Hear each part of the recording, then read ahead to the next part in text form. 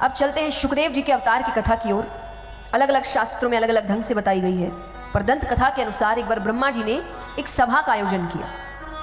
उसमें सभी देवी देवता, यक्ष, गंधर्व, ऋषिगण सभी आते हैं। उस सभा में एक प्रश्न उठा, इस 3 लोक 14 भुवन में सबसे कीमती वस्तु क्या है? सबने अपना अपना उत्तर दिया। किसी ने कहा कि हीरा, किसी ने कहा सोना, किसी ने कहा चांदी। अब ऋषिगण भी बैठे हैं, तो ऋषिगणों ने कहा कि ये सारी वस्तुएं तो बहुतों के पास में है, यहां भी बहुतों के पास होगी। सोने की वस्तु किस किस के पास है? हाथ उठाना। सब ऐसे डर डर के हाथ उठा रहे हैं। कईयों ने तो हाथ उठाया, कितना है नहीं पूछूंगी, बस है ना, इतना सभी तो हो सकता है। तो सबके पास है ना? तो जो सबके पास है वो सबसे कीमती कैसे? कीमती तो वही हुआ ना जो जल्दी से मिले ही ना, ढूंढना पड़े, किसी किसी के पास मिले। तो उन्होंने कहा कि ये तो सबके पास है, ये सबसे कीमती कैसे हुआ? सबसे मतलब बात हो रही है 3 लोक 14 भुवन में सबसे कीमती, या तो धरती पे ही सबके पास है। तो ऋषिगणों ने कहा कि फिर आप ही बताइए सबसे कीमती क्या है? बोले अगर सबसे कीमती कुछ है तो वो है प्रेम। हमारे आपका नहीं, हमारा आज किसी से, कल किसी और से, और परसों किसी और से। इस प्रेम की बात नहीं हो रही है, निस्वार्थ प्रेम की बात हो रही है। वो दुनिया में सबसे ऊपर है। तो सबने कहा तो फिर ये मिलेगा कहां? कहीं तो प्रेरणा स्वरूप होना चाहिए ना, जिसको देख के सीखे। तो सब अपनी अपनी राय फिर से देने लगे। कोई कहे हो ना हो, ब्रह्मा ब्रह्माणी के पास तो जरूर है। ऋषिगण कहे कि ब्रह्मा जी रचना के कार्य में बहुत व्यस्त है, ब्रह्माणी के लिए समय ही कहां है। अब नारद जी भी आए हैं वहां पे। नारद जी किसके भक्त हैं? विष्णु भगवान और लक्ष्मी माता। तो उन्होंने कहा मेरे प्रभु विष्णु भगवान और लक्ष्मी माता के पास तो जरूर है। सबने कहा वहां भी, क्योंकि भगवान का झुकाव भक्तों की ओर। गजेंद्र ने मध्य रात्रि में पुकारा, आधी रात में भाग के चले गए, लक्ष्मी जी को छोड़ के। इतना था साथ लेके जाते। तो बोले फिर आप ही बताइए। तो उन्होंने कहा कि अगर प्रेम की पराकाष्ठा कहीं है तो वो महादेव जी और पार्वती माता के पास है। पहला तो वो उनके आधे अंग पर विराजती है, और दूसरा महादेव जी ज्यादा से ज्यादा समय कैलाश पर्वत पर ही, और कैलाश पर्वत पे भी दोनों एक साथ ही बैठते हैं। कोई महल तो है नहीं कि बहुत कमरे हैं, अलग अलग कमरे में हैं, कभी काम कहीं हो रहा है, एक ही जगह। बाकी सबके अपने अपने महल हैं, पर भोले बाबा ऐसे महल भोले बाबा का भी था, पता है आपको? तो एक दिन पार्वती जी ने भोले बाबा से कहा कि मुझे महल चाहिए मेरा। सबके हैं, हमारा ही नहीं है, हम ही ऐसे रहते हैं बस। तो भोले बाबा समझा रहे हैं कि अरे महल की कोई खास जरूरत है नहीं। बोले मुझे है, मुझे चाहिए। और महल भी कैसा चाहिए? पार्वती जी कहती है, देखिए जीवन में हर व्यक्ति के कुछ सपने होते हैं, उसमें से एक होता है अपना घर। कईयों के सपने पूरे हो जाते हैं, कईयों के नहीं होते, लेकिन सपना सबका होता है। यहाँ कितने जिनका ऐसा सपना है? उनका भी अपना घर अपने हिसाब से बनाया हो, एक एक चीज, सब अपनी मर्जी से। जिनका सपना है आप भी कह देना भोले बाबा से, क्या पता आपका महल भी तैयार हो जाए। कुछ पता नहीं, उनका नाम भोले भंडारी ऐसे ही नहीं है, वो भोले हैं, वो बड़ी जल्दी प्रार्थना सुनते हैं। अब भोले बाबा समझा रहे हैं कि महल की खास जरूरत नहीं है। अब जब शक्ति जिद में आ जाए तो शिव को झुकना ही पड़ता है। तो भोले बाबा मान जाते हैं और उस हिसाब से महल बनाने की तैयारी शुरू होती है। अब महल बन के तैयार हो गया।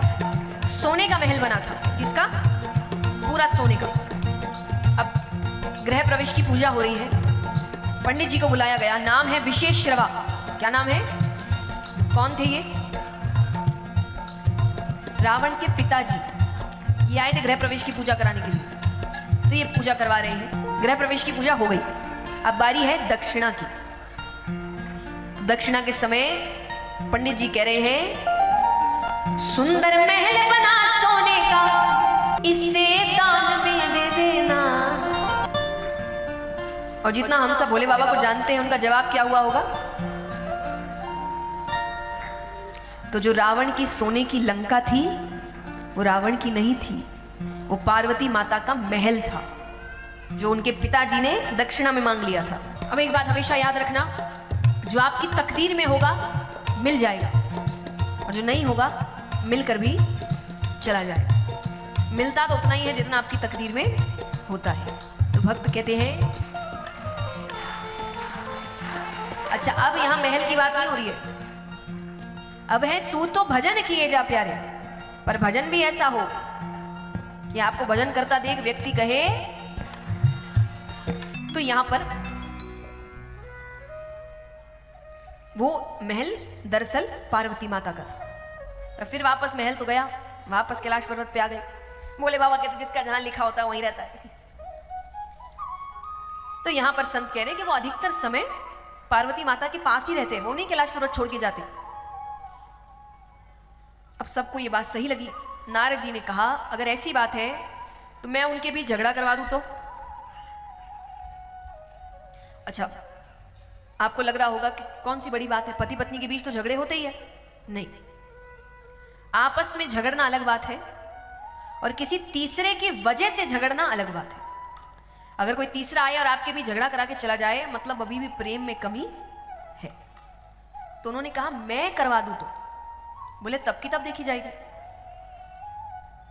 अब यहां पर नारद जी रोजाना जाए पर दोनों को साथ बैठा दे, वापस आ जाए। एक दिन संयोग से भोले बाबा कहीं गए हुए थे पार्वती माता के लिए। नारद जी ने प्रणाम किया। माता ने कहा कैसे आना हुआ? बोले वो बाबा से एक जरूरी काम था।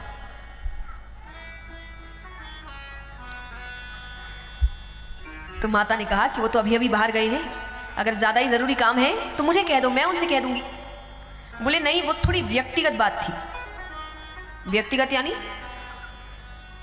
पर्सनल, सबको नहीं बता सकते। माता ने कहा आपके बाबा और मेरे बीच कोई व्यक्तिगत बातें नहीं रहती, वो मुझे सब बताते। बोले मैं नहीं मानता। पुरुष कोई ना कोई बात तो स्त्री से छुपाता ही है, चाहे कोई भी हो। सच है ये। यहां जितने शादीशुदा पुरुष बैठे हैं, आज घर जाके सबकी क्लास लगेगी।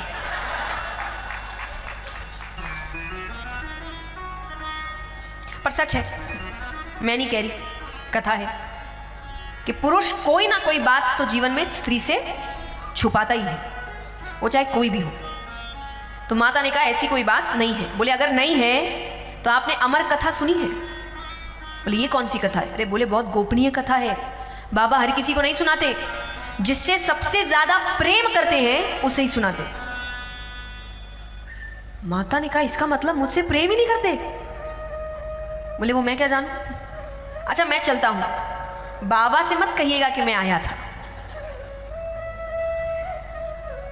नारद जी ने अपना काम कर दिया। अब माता के दिमाग में एक ही बात चल रही है, अमर कथा क्या है, ऐसी कौन सी कथा है, मुझे क्यों नहीं सुनाई। यहां भोले बाबा आते हैं, शाम का समय है, रोज की तरह कोई स्वागत नहीं, कोई आओ भगत नहीं, कोई दरवाजे पे लेने नहीं गया, खुद ही आ गया कि बैठ गए। बैठने के बाद भी कोई बातचीत नहीं, वरना कई प्रश्न होते हैं, दिन कैसा था, क्या किया, किससे मिले, कोई प्रश्न नहीं। तो भोले बाबा ने पूछ लिया कि देवी आप ठीक तो हैं? माता ने कहा एक बात बताइए, आप मुझसे प्रेम करते हैं कि नहीं? अरे ये कोई प्रश्न है? बहुत प्रेम करते हैं, सबसे ज्यादा प्रेम ही हम आपसे करते हैं। तो बोले फिर ये अमर कथा क्या है? भोले बाबा का इसके बारे में किसने बता दिया? उन्होंने नेत्र बंद किए तो पूरा दृश्य सामने आ गया। भोले बाबा का ये ब्राह्मण देवता आते हैं और अपना कोई ना कोई कार्यक्रम करके जाते हैं। अरे भोले बाबा ने कहा नहीं सुनाई तो अब सुना देंगे।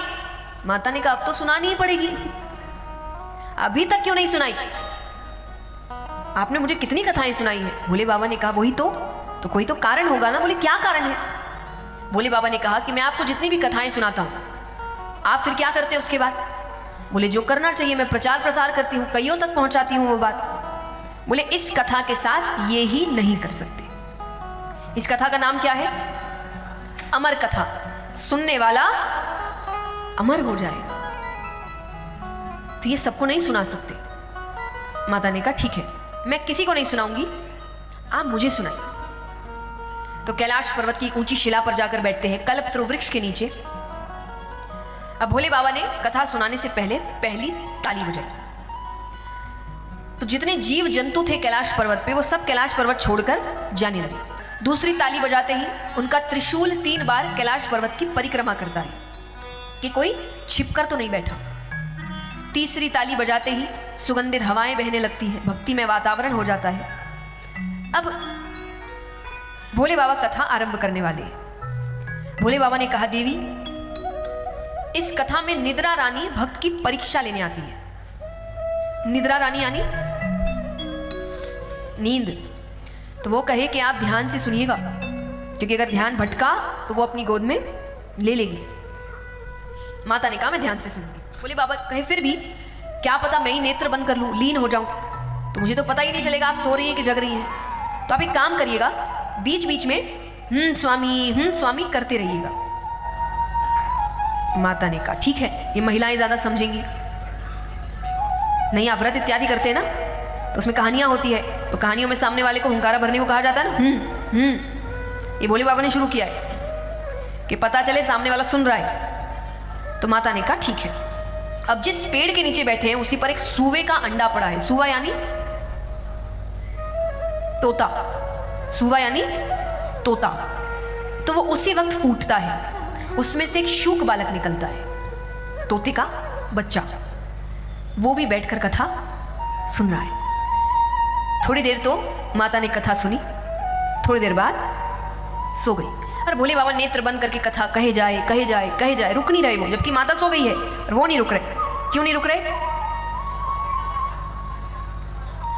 तोते का ये स्वभाव है कि वो कोई शब्द बार बार सुन ले तो उसे दोहराने लगता है। अब माता तो सो गई, वो शुक बालक कह रहा है, स्वामी स्वामी।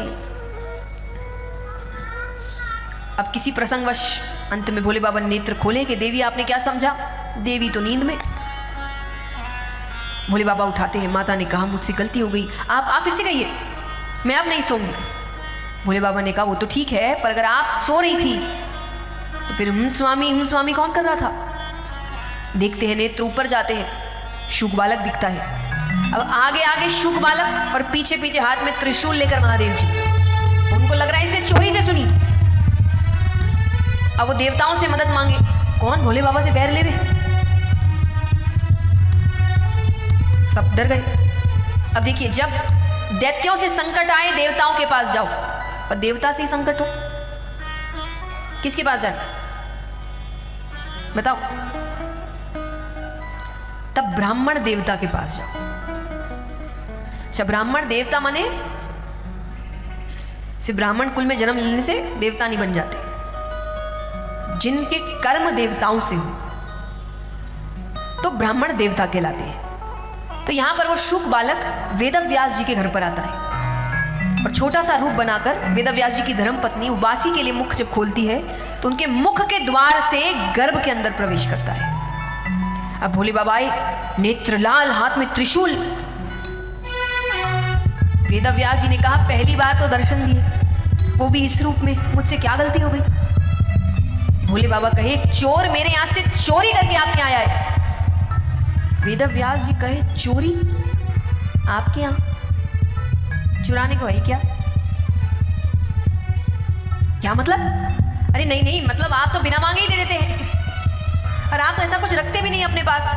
अब खाने की वस्तु चुराई हो, उसके लिए इतना क्रोध? भोले बाबा ने कहा, उसने मेरी अमर कथा चोरी से सुनी है, मैं उसे मृत्युदंड देकर रहूंगा। वेदव्यास जी ने कहा, सही नाम है आपका, भोले भंडारी। क्या मतलब?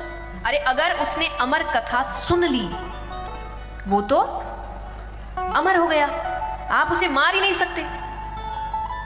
और मान लीजिए कि आप सर्वशक्तिमान महाकाल हैं, आप मार दे तो आपकी अमर कथा झूठी हो गई।